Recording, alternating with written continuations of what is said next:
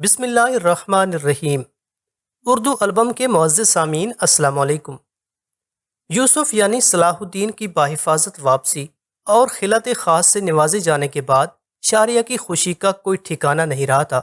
وہ نجم الدین ایوب کے سامنے بار بار اپنا ایک ہی جملہ دہراتی تھی، بابا میں نے آپ سے کہا تھا نا کہ یوسف مجھ سے ملے بغیر نہیں جا سکتا۔ جب صلاح الدین نے شاریہ کی بات سنی تو وہ باپ کے سامنے خاموش رہا، لیکن تنہائی میں اس نے اپنی ماں زبیدہ سے پوچھا، ام محترم شاریہ کیا کہتی ہے؟ ماں نے بڑی محبت سے اپنے بیٹے کو اس واقعے کی تفصیل بتاتے ہوئے کہا، میرے بچے، جب تمہاری موت کی خبر شام کے گلی کوچے میں عام ہو گئی تھی تو بس عزیزوں اور شناساؤں میں یہی ایک لڑکی تھی جسے تمہاری موت کا یقین نہیں آیا تھا۔ سرکاری کارندوں کی اطلاعات سن کر کچھ دیر کے لیے میں بھی مایوس ہو گئی تھی، مگر شاریہ کی یقین میں ذرا برابر بھی کمی نہیں آئی تھی۔ وہ مجھ سے اور تمہارے باپ سے یہی کہتی تھی کہ یوسف اس سے ملے بغیر نہیں جا سکتا۔ روز و شب کے معمولات جاری رہے، ان میں کوئی نمایاں فرق نہیں آیا تھا، مگر شاریہ کے رویے میں ایک بڑی تبدیلی آ گئی تھی۔ وہ پہلے کبھی کبھی نجم الدین ایوب کے گھر آتی تھی، لیکن زلزلے کے واقعے کے بعد شاریہ نے بلا ناغہ آنا شروع کر دیا تھا۔ وہ کچھ دیر تک اہل خانہ کے ساتھ رہتی، پھر صلاح الدین کے کمرے میں جاتی، چند لمحوں تک کھوئی کھوئی نظروں سے یوسف کے چہرے کو دیکھتی رہتی اور یہ دعا دے کر چلی جاتی، یوسف اللہ تعالیٰ میری سانسیں بھی تم کو بخش دے۔ اگرچہ شاریہ اپنے جذبات کا اظہار کرنے میں بڑی احتیاط برتتی تھی، لیکن ایک دن اتفاق سے نجم الدین ایوب نے شاریہ کی بات سن لی۔ پھر جب وہ چلی گئی تو نجم الدین ایوب نے اپنی بیوی اور بیٹے کو تنہائی میں طلب کر کے کہا، یہ کنیز یہاں روزانہ کیوں آتی ہے؟ نجم الدین ایوب نے اپنی بیوی کو مخاطب کرتے ہوئے کہا، اس کے لہجے میں ہلکی سی سختی تھی، وہ بے ماں باپ بچی ہے۔ شاریہ کے لیے زبیدہ کے لہجے سے گہری ہمدردی اور کسی حد تک محبت بھی جھلک رہی تھی۔ وہ اپنے احساس جرم کی شدت کم کرنے کے لیے ہمارے گھر آئی تھی، اور پھر اس نے کبھی کبھی آنے کے لیے آپ سے اجازت بھی طلب کی تھی۔ زبیدہ نے شاریہ کی صفائی پیش کرتے ہوئے کہا، میں نے اسے کبھی کبھی آنے کی اجازت دی تھی۔ نجم الدین ایوب کا لہجہ مزید سخت ہو گیا تھا، اور اب میں اس اجازت نامے کو منسوخ کرتا ہوں۔ شاریہ سے کھلے لفظوں میں کہہ دیا جائے کہ آئندہ وہ ہمارے گھر میں داخل نہ ہو۔ شوہر کا حکم سن کر زبیدہ اور صلاح الدین دونوں حیران رہ گئے۔ پھر جب کچھ دیر بعد حیرت و سکوت کی کیفیت زائل ہوئی تو زبیدہ نے نجم الدین ایوب سے پوچھا، آخر آپ کو یہ نیا حکم صادر کرنے کی ضرورت کیوں پیش آئی؟ وہ بے سہارا اور معصوم بچی جو ہمارے اہل خانہ کی طرح ہے، اس پر کسی وجہ کے بغیر گھر کے دروازے کیسے بند کیے جا سکتے ہیں؟ مجھ میں اتنی اخلاقی جرت نہیں کہ شاریہ کو یہاں آنے سے روک دوں۔ آپ نادان و کم نظر ہیں۔ بیوی کی بات سن کر نجم الدین ایوب کے چہرے پر ناگواری کا گہرا رنگ ابھر آیا تھا۔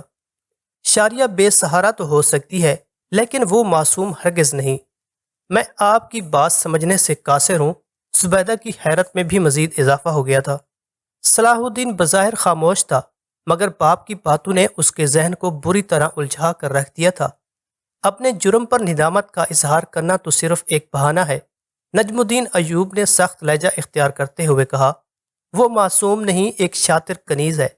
میں نے اس کی گفتگو سنی ہے، وہ یوسف کو یوسف کہہ کر پکارتی ہے۔ اس کی یہ بے تکلفی کسی اور ہی طرف اشارہ کرتی ہے۔ بابا محترم، شاریہ میری ہم عمر ہے، پھر اس میں کیا مذائقہ ہے؟ اس گفتگو کے دوران میں یوسف نے پہلی بار لب کشائی کی، تم ایک سپہ سالار اور معزز خاندان کے فرد ہو۔ نجم الدین ایوب کے لہجے سے نسلی تفاخر اور جاہ و منصب کا غرور جھلکنے لگا تھا۔ اور شاریہ کیا ہے؟ ایک ماتوب اور بدکار امیر کی کنیز؟ پھر وہ حفظ و مراتب کا خیال کیوں نہیں رکھتی؟ یوسف کو اس طرح مخاطب کرتی ہے جیسے میرا بیٹا اس کا ہم مرتبہ اور ہم منصب ہے۔ زبیدہ خاتون کے پاس شوہر کے اس سوال کا کوئی جواب نہیں تھا۔ وہ الجھے ہوئے انداز میں نجم الدین ایوب کی طرف دیکھ رہی تھی۔ اس بے تکلفی کے پیچھے اس کی بدنیتی پوشیدہ ہے۔ نجم الدین ایوب نے اپنی بات جاری رکھتے ہوئے کہا، وہ ہم لوگوں سے نہیں، صرف یوسف سے ملنے آتی ہے۔ بابا محترم، میں نے آج تک شاریہ کی کوئی ناشائستہ اور نازیبہ حرکت نہیں دیکھی۔ صلاح الدین نے بڑے ادب کے ساتھ عرض کیا، میرے بیٹے، ابھی تمہارا مشاہدہ بہت کمزور ہے۔ خدا تمہیں زمانے کے سرد و گرم اور دشمنوں کی چالوں سے محفوظ رکھے۔ نجم الدین ایوب نے نرم لہجے میں کہا، جب وہ ابن مرقوم کے کہنے پر تمہیں ایک بار سر دربار رسوا کر سکتی ہے تو پھر اس کا کیا بھروسہ؟ کوئی دوسرا امیر ہماری خاندانی عزت کی گھات میں ہو سکتا ہے، بے شمار حاسدین ہیں، وہ کسی کی بھی اعلی کار بن سکتی ہے۔ نجم الدین ایوب ایک زمانہ اشنا اور انتہائی تجربہ کار شخص تھا۔ اس نے دبے لفظوں میں بیوی اور بیٹے کو ممکنہ خطرات سے آگاہ کر دیا تھا۔ اس کی نظر میں ترکی نژاد کنیز شاریہ کا بے پناہ حسن ہی سب سے بڑا خطرہ تھا۔ روزانہ کی یہ ملاقاتیں کوئی ایسا خوفناک زاویہ بھی اختیار کر سکتی تھیں کہ صلاح الدین کے قدم لڑکھڑا جاتے اور پھر سارا خاندانی وقار خاک میں مل کر رہ جاتا۔ زبیدہ نے شوہر کی باتوں کا مفہوم سمجھ لیا تھا، مگر وہ ایک نرم دل اور محبت کرنے والی خاتون تھی۔ اس نے کئی بار شاریہ کو نجم الدین ایوب کا حکم سنانا چاہا، مگر ہر مرتبہ بات اس کے ہونٹوں میں دب کر رہ گئی۔ آخر ایک دن نجم الدین ایوب اور شاریہ کا آمنا سامنا ہو گیا، اور شامی فوج کے سالار نے اسے سخت لہجے میں مخاطب کرتے ہوئے کہا، لڑکی آئندہ تم یہاں مت آیا کرو۔ شاریہ نجم الدین کی اس طرز تخاطب اور حکم پر حیرت زدہ رہ گئی۔ پھر اس نے بڑی معصومیت سے پوچھا، کیوں بابا؟ میں سلطنت شام کا ایک معزز امیر ہوں، تمہارا بابا نہیں۔ نجم الدین ایوب کی آواز بہت بلند تھی اور لہجہ انتہائی سخت۔ تمہارے یہاں آنے سے میرے گھر اور خاندان کی بدنامی ہوتی ہے۔ نجم الدین ایوب کی بات سن کر شاریہ کے دل کا چہرے پر اذیت و کرب کے گہرے سائے پھیل گئے۔ پھر اس نے بڑی مشکل سے اپنے جذبات پر قابو پایا اور باوقار لہجے میں بولی، امیر محترم، میں اپنے اس جرم پر ہمیشہ شرمسار رہوں گی کہ ایک کنیز کی وجہ سے آپ کے معزز خاندان کی بدنامی ہوئی۔ شاریہ کے لہجے میں طنز کی بجائے درد شامل تھا۔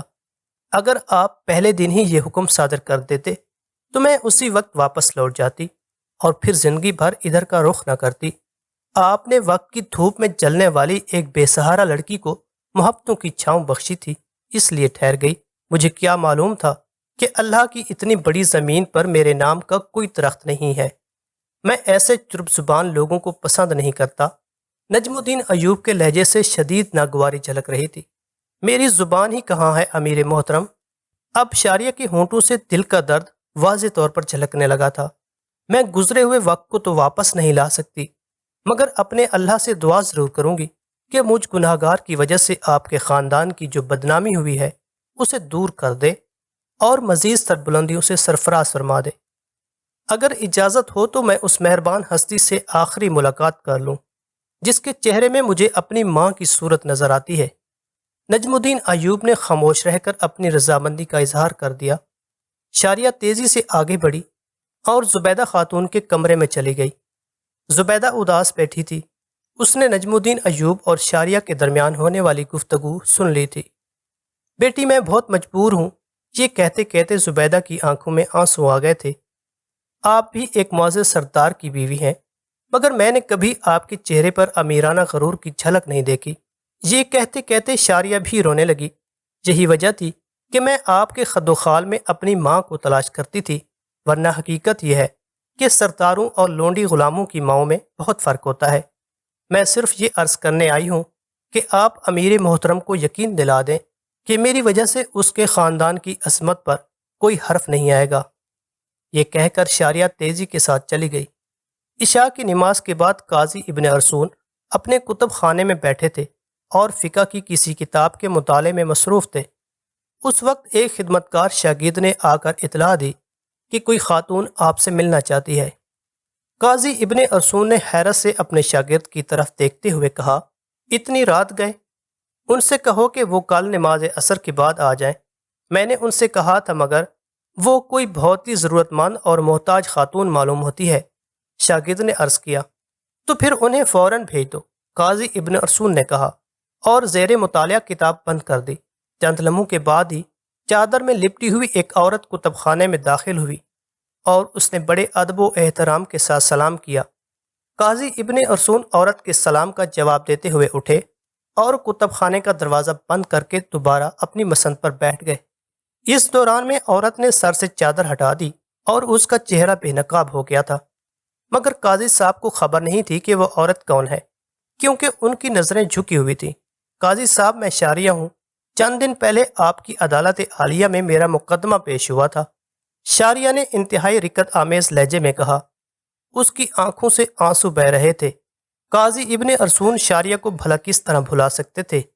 آواز سنتے ہی قاضی صاحب نے گھبرا کر شاریہ کی طرف دیکھا۔ کیا پھر تمہیں کسی نے ستایا ہے؟ اس بار تو مجھے ایک شخص امیر ابن مرکوم نے ستایا تھا اور میں آپ کی عدالت عالیہ میں فریاد کرنے حاضر ہوئی تھی۔ شاریہ کی آنکھوں سے بہنے والے آنسوں میں تیزی آ گئی تھی اور اس بار شاریہ کے آنسوں دیکھ کر قاضی ابن ارسون بھی مضطرب ہو گئے۔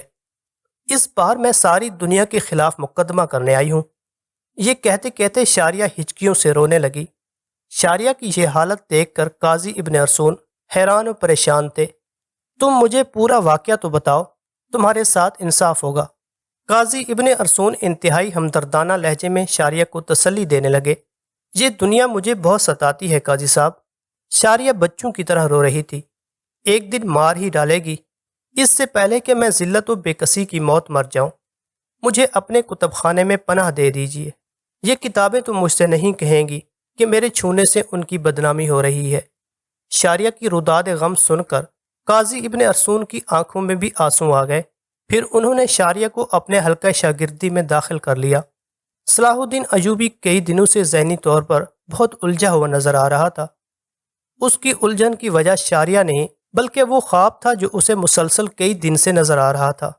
جب بھی صلاح الدین سونے کے لیے اپنے بستر پر دراز ہوتا اور پھر جیسے ہی اس کی آنکھ لگتی وہ خود کو ایک عظیم الشان کتب خانے میں مطالعہ کرتا ہوا پاتا، پھر اچانک کسی گوشے سے ایک نورانی صورت بزرگ نمودار ہوتے اور قریب آ کر انتہائی پرجلال لہجے میں صلاح الدین سے مخاطب ہوتے۔ تمہیں اس کام کے لیے پیدا نہیں کیا گیا ہے کہ گوشہ گیر ہو کر کتابوں کے اوراق میں گم ہو جاؤ۔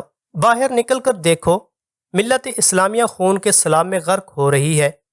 یہ کہہ کر وہ بزرگ غائب ہو جاتے اور صلاح الدین گھبرا کر اٹھ جاتا۔ اسے اپنے جسم میں ہلکی لرزش محسوس ہوتی جیسے یہ بزرگ کی ہیبت کا اثر ہو۔ پھر وہ اس خواب کے اثر سے بہت دیر تک اضطرابی کیفیت میں اپنے بستر پر کروٹیں بدلتا رہتا۔ صبح ہوتے ہی صلاح الدین دنیا کی ہنگامہ خیزیوں میں گم ہو کر رات کے خواب کو بھول جاتا، مگر جب دوسری رات آتی اور اس کی آنکھ لگتی تو پھر خواب میں وہی بزرگ نظر آتے اور وہی مخصوص کلمات ادا کر کے غائب ہو جاتے۔ صلاح الدین بزرگ کو پہچاننے اور ان کے الفاظ کا مفہوم سمجھنے سے قاصر تھا۔ پھر جب ایک ہی خواب بلا ناغہ نظر آنے لگا تو صلاح الدین اپنے استاد گرامی قاضی ابن ارسون کی خدمت میں حاضر ہوا اور اپنا پورا خواب بھی کم و کاست بیان کر دیا۔ خواب سننے کے بعد قاضی ابن ارسون نے صلاح الدین سے پوچھا، تم اپنے خواب کا کوئی حصہ بھول تو نہیں رہے، یا تم نے اپنی طرف سے خواب میں کوئی اضافہ تو نہیں کر دیا؟ صلاح الدین کچھ دیر تک اپنے ذہن پر زور ڈال کر سوچتا رہا، پھر انتہائی مؤدب لہجے میں عرض کرنے لگا، استاد گرامی، مجھے بزرگ کی زبان سے ادا ہونے والا ایک ایک لفظ اور اپنے خواب کا ایک ایک منظر یاد ہے۔ یوسف، کیا تم نے ان بزرگ کو اس سے پہلے کبھی خواب میں دیکھا ہے؟ قاضی ابن ارسون نے اپنے شاگرد سے دوسرا سوال کیا۔ بس اسی خواب کے حوالے سے ان بزرگ کو مسلسل خواب میں دیکھا ہے، اس سے پہلے وہ کبھی نظر نہیں آیا۔ قاضی ابن ارسون کچھ دیر تک صلاح الدین کی پیشانی کو بہت غور سے دیکھتے رہے، پھر نہایت محبت آمیز اور شفقت آمیز لہجے میں کہنے لگے، یوسف، تم نے یہ خواب کسی اور کے سامنے تو بیان نہیں کیا؟ استاد محترم، پہلے تو میں خود ہی کئی دن سے اس خواب کی تعبیر سمجھنے کی کوشش کرتا رہا، پھر جب عاجز آ گیا تو آپ کی خدمت عالیہ میں حاضر ہو گیا۔ صلاح الدین کا جواب سن کر قاضی ابن ارسون نے اپنی آنکھیں بند کر لیں۔ انہیں دیکھ کر یہ محسوس ہوتا جیسے وہ اس وقت مراقبے کی حالت میں ہوں۔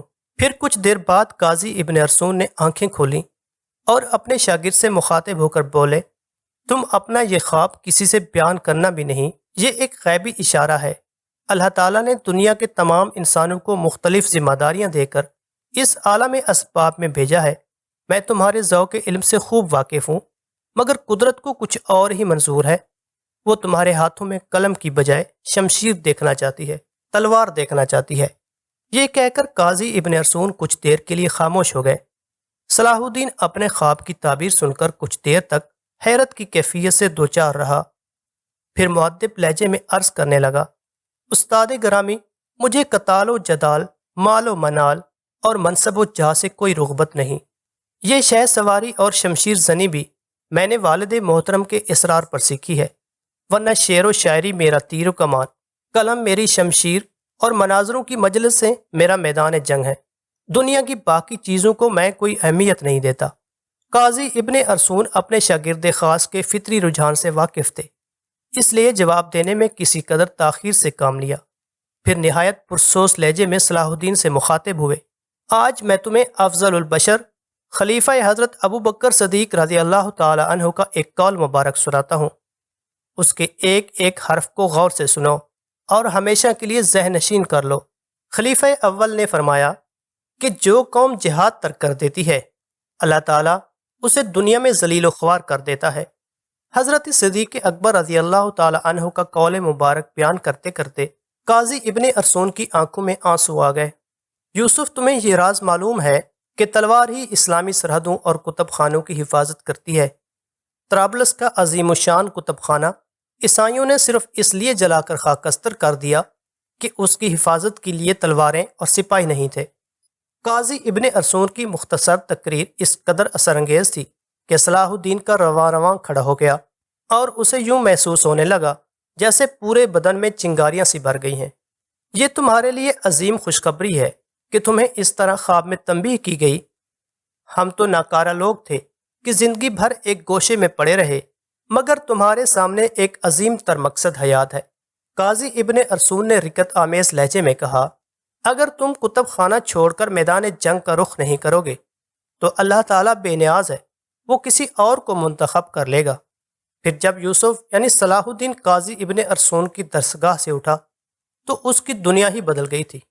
اب اس کی تمام تر توجہ شمشیر زنی، نیزہ بازی اور تیر اندازی پر مرکوز تھی۔ وہ ایک جنونی کی طرح جنگی مشاغل میں مصروف رہتا اور ہر وقت اس کے ذہن میں قاضی ابن ارسون کے یہ الفاظ گونجتے رہتے، طرابلس کا کتب خانہ عیسائیوں نے صرف اس لیے جلا کر خاکستر کر دیا تھا کہ اس کی حفاظت کے لیے مسلمانوں کے پاس تلواریں اور سپاہی نہیں تھے۔